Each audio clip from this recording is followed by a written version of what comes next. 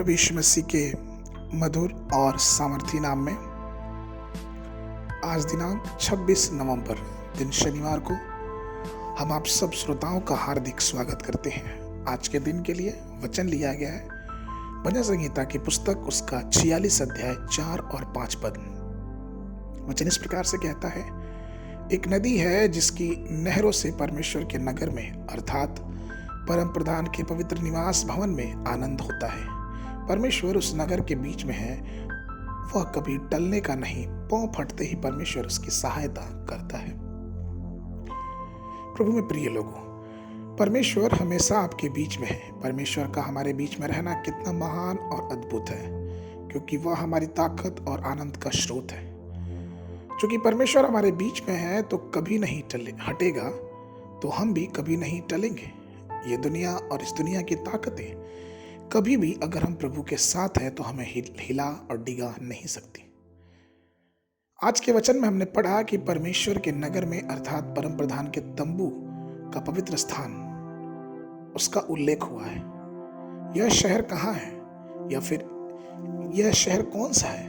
यशायाह कहते हैं कि तेरे दुख देने वाले कि संतान तेरे पास सिर झुकाए हुए आएंगे और जिन्होंने तेरा तिरस्कार किया सब तेरे पांव पे गिरकर दंडवत करेंगे। वे तेरा नाम यहोवा का नगर, इस्राएल के पवित्र का सियोन रखेंगे। यशायाह की पुस्तक उसके 60 उसके 14 पद में। तो प्रभु में प्रियो, हम परमेश्वर के शहर में हैं और परमेश्वर हमारे बीच में वास करता है और परमेश्वर का आत्मा हमारे भीतर वास करता है। शास्त्र कहता है 1 कुरिन्थियों की पत्री उसके 3 के 16 में कि क्या तुम नहीं जानते कि तुम परमेश्वर का मंदिर हो और परमेश्वर की आत्मा तुम में वास करती है।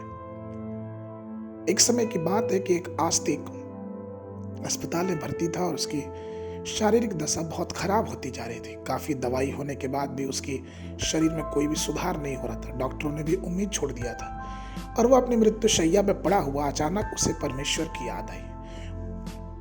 उसने उस वचन को याद किया कि हाँ, मैं तो परमेश्वर का मंदिर हूँ और परमेश्वर मेरे अंदर खुद ही वास करता है। उसको परमेश्वर के वचन से सपन्या की पुस्तक 3 का 17 उसको ध्यान आया, जहाँ पे ये लिखा है कि तेरा परमेश्वर यहोवा तेरे बीच में है, वह उद्धार करने में पराक्रमी, वह तेरे कारण आनंद से मगन होगा, वह अपने प्रेम के मारे चुपका रहेगा, फिर ऊंचे स्वर से गाता हुआ तेरे कारण मगन होगा। जब उसने इस पद पे ध्यान किया तो वो अपने आप में परमेश्वर पे विश्वास करने में मजबूत होता गया और वो वास्तव में उसने महसूस किया कि वो परमेश्वर उसके साथ है। फिर परमेश्वर से प्रार्थना की, अपने पापों को माना, अपनी गलतियों को माना और परमेश्वर ने उसकी शारीरिक स्थिति को एक बड़े हद तक परिवर्तन करने लगा। कुछ समय के बाद ऐसा हुआ कि परमेश्वर के महान चमत्कारी कार्यों से वो शारीरिक रूप में पूर्ण स्वस्थ हो गया और सब लोग देख के यह हैरान हो गए।